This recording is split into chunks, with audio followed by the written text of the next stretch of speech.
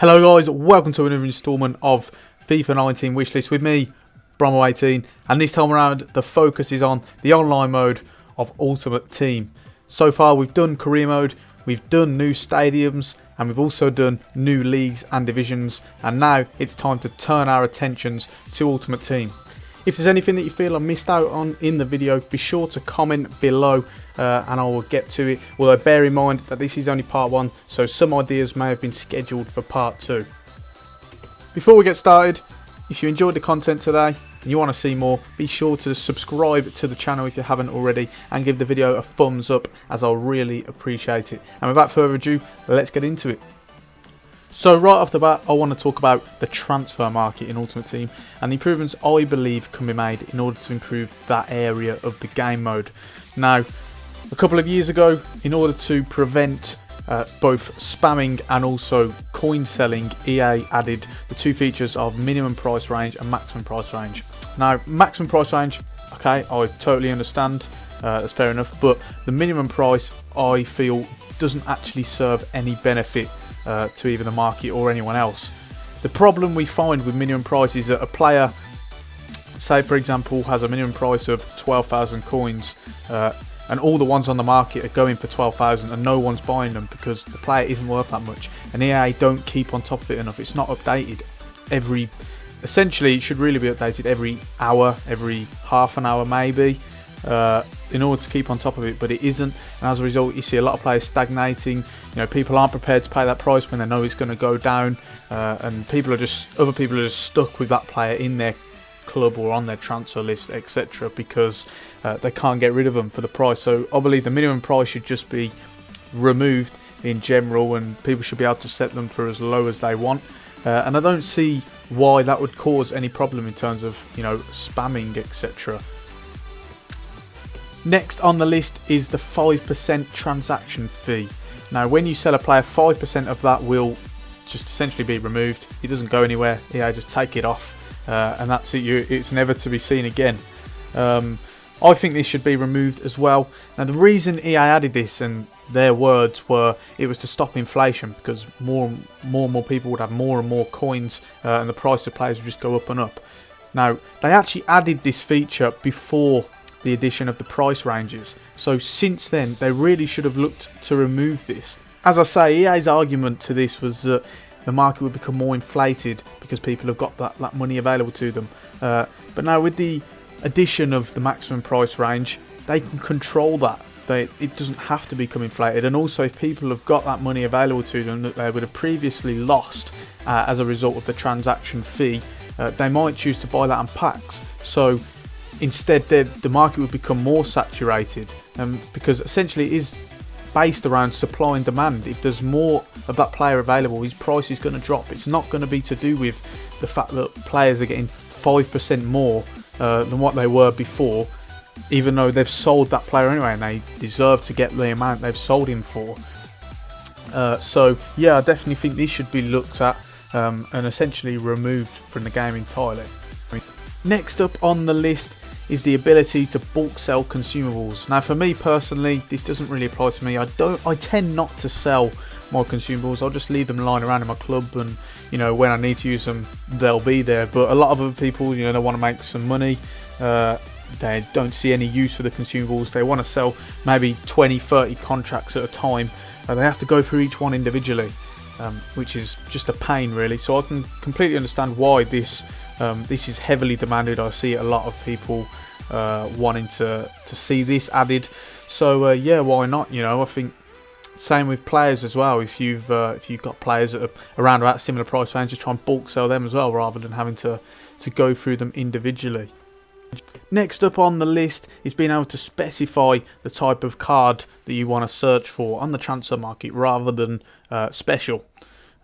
So, for example, when you want to search for an inform, you have to click on special in the card type and then search through that. But that might not be helpful because they might have a ton of different cards, a man of the match, a team of the season, etc.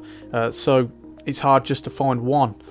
So what I think they should do is they should add each type into that category, so it just makes it easier to find people, because at the end of the day, maybe if you're looking for a Ronaldo type card, and you know, we all know how many special cards he gets every single FIFA.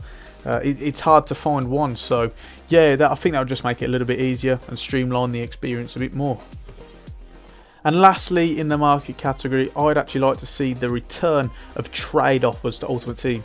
Now, obviously, the main reason why this was removed was because of both coin sales and also scamming giveaways, essentially. But I feel like there are ways to work around this. For example, if EA spot that there's an account in particular giving away a lot of good players to a diverse different range of accounts, the chances are they're probably selling coins in some way, or selling players for real life currency, and then they should be able to act on that. On top of that, they can also work with the console companies, so they can work with Microsoft and they can work with Sony, and be able to tell, for example, if you want to send a trade to your friend, a player, just to help them out, etc. They'll be able to see if you've been friends for a longer period of time. The chances are that is just what's happening, so they can accept that and allow that to go through, rather than if you've gone to buy a player from someone with real life currency, you've just added each other a few minutes ago and now you're doing that, then the chances are that's probably coin sales. So I definitely think there are ways to work around this. It would also help with, you know, giveaways, etc., and pink slips. So there needs to be some sort of way to reintroduce this, because I think a lot of people would like to see that added, and it would be really helpful as well.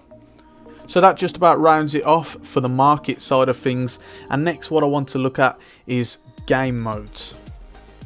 So first of all, I'd like to talk about a potential new game mode to be added, and that is a pink slips game mode. Now, for those of you who don't know, pink slips is essentially something that was developed on YouTube, where two people would play against each other, and they'd put something on the line, and then the winner would take whatever it was on the line. So it could be anything really. It can be money, players, coins, etc. But in this version, it would be good if it was just either coins or players, because I feel like that's how they're going to do it. The chances are they're probably not going to allow real life money to be exchanged. And so how it would work would be, you come against a player, you can both see the player that you're both offering, and you can flick between whoever's in your club or the coins, etc. And then once you've both agreed, you can click confirm and you go into the game. And after the game is finished, whoever wins will then just automatically receive that into their unassigned items, and they'll be able to do what they please with it. And yeah, again, on top of adding a new mode, as I mentioned earlier with the trade offers, and how that would help pink slips, you wouldn't need that if you added this mode in. So again, I think that would be really good. Adds a competitive edge, and also it's much more interactive as well, and helps people to you know, be more interactive with each other. Second on the list is the return of tournaments. I'm not sure about most people, but I personally quite liked tournaments. I think they're very good. There was a lot of different requirements as well, which was always fun. You could switch it up, and I'm not quite sure why they removed this feature. Whether or not the bandwidth of Ultimate Team for some reason is quite small, I'm not quite sure how that would work. But yeah, I'd like to see these return. For one, it would make more evenly matched games. So for example, if you've got a shiny bronze team, you know, you want to use that. Usually, because the matchmaking is quite poor on Ultimate Team, if you go in seasons or you go into online single matches, etc., and you're coming against teams much better than yourself, and you can't really enjoy it, because the chances are you're going to lose unless you're a very good player.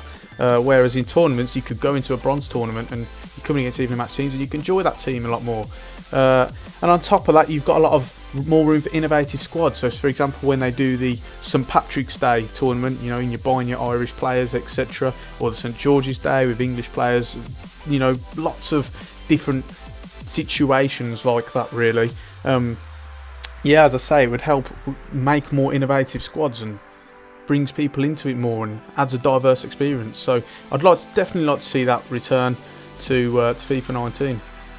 Third of all, and I think this is extremely likely to happen, it's currently January as of recording and releasing this, so around about May time I do expect this to come in, and that is the World Cup mode. For those of you who will remember FIFA 14, they had the World Cup mode then, and it was very different to Ultimate Team in the sense that there wasn't a transfer market. All the players were untradeable and free, and you just get them in packs, which came from doing tournaments and seasons, etc., and just general games. It was really fun.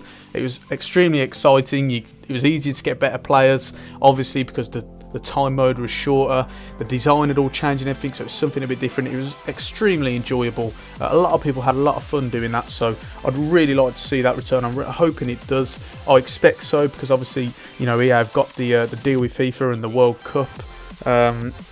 So yeah, the chances are that will make a return, and hopefully so. So now I want to move into the current game modes on Ultimate Team and how they could be refined. And straight away I want to talk about FUT Champions. Now, I see a lot of mixed sort of results in terms of the criticism or praise that this tournament and game mode receives, really, at least on social media anyway. And what I'd like to see change is the time limit that you get. Now, I think a lot of people would agree with me when I say that a weekend to complete 40 competitive games is a very short time frame, perhaps too intense, and means that you're not really going to enjoy it as well.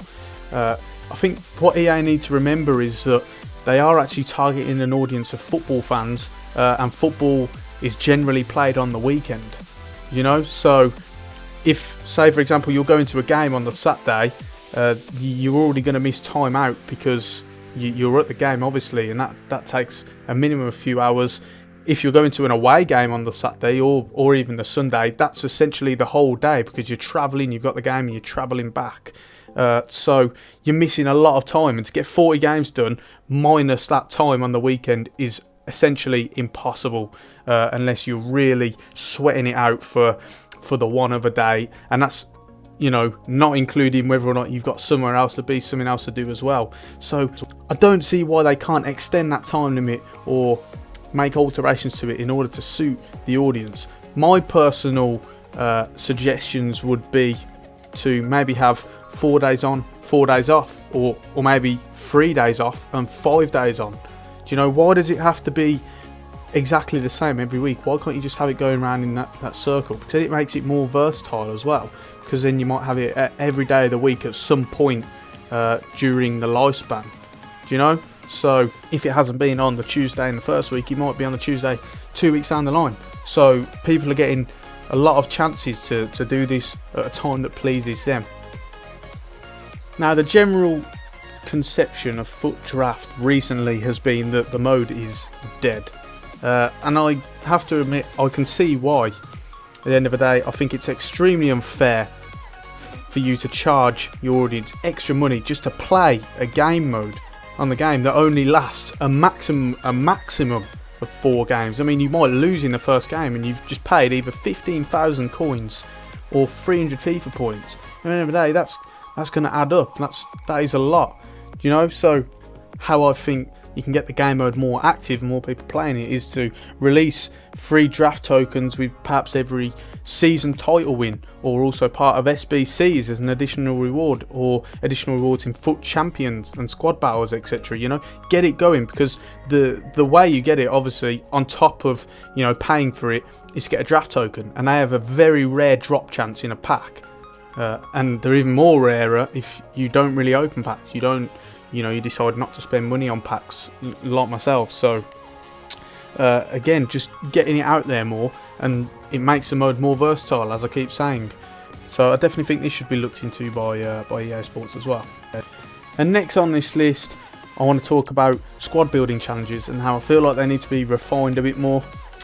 Generally, there are a lot of examples, and one I can think about in particular was an Alessandro Del Piero one for the icon, where you would have to trade a lot of different teams. There was one, if it's still on there now, you'll see it on screen. But yeah, there was one where you had to trade a Sydney team, maybe a Juventus team, and then a team full of icons, and a range of different icons, 85, 86, 87, 88, etc. And it costs a lot more money than what he would cost. So my thinking is, well, what's the point then? People might as well just try and get that amount of coins through games, if that's even possible, because, you know, he does cost a lot of money. So I think there's not a lot of point to squad building challenges if the rewards are going to be worth a lot less than what you're paying in the first place. It just seems very strange. And this happens as well with the untradeable prizes as well, because you can't even sell them. So you spending a lot of money on something that is essentially worthless, because even though you can play him in games, if he's no good, you don't like him or you want to swap your team, you know, you can't sell him. So yeah, I definitely think this will need some refinement, and maybe it will receive that as well. Obviously this is the first season, the first edition of FIFA that has seen squad building challenges, so you know, there's still a lot of improvement to be made there, and hopefully they will look into it. So guys, that brings part 1 of my FIFA 19 Ultimate Team wishlist to an end. Part 2 will be coming out soon, and in part 2 we'll be talking about club customization as well as squad customization as well, so be sure to tune in for that. If you've made it through to the end of the video, thank you so much. If you enjoyed the content, please subscribe to the channel if you're not already, and give a thumbs up on the video as well. I really appreciate it. A lot more stuff going up on my channel and going on currently. We've got a Bristol Rovers career mode save, a lot more wish lists, 4-part career mode, and also stadiums and new leagues and divisions as well, and a couple of career mode experiments and ultimate team features as well, so be sure to check them out if you haven't already. And on that note, I've been Brom18, and I will see you soon.